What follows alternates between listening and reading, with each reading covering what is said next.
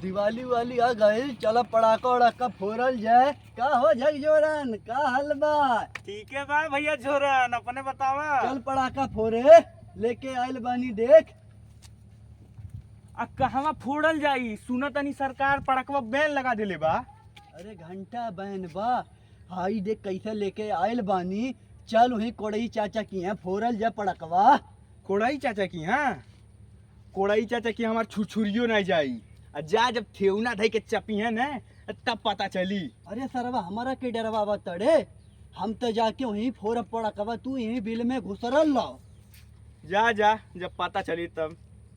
केहू देखा तो नहीं बा।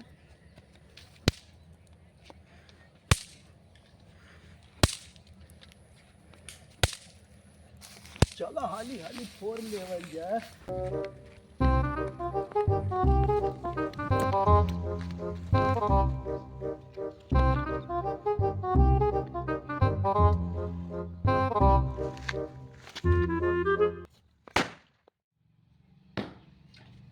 ईका फूटा था।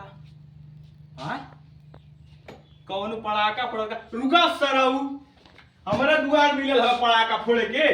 रुका आवा तानी, आ तोरे बम में बम लगा के फोड़ देबा। रुका।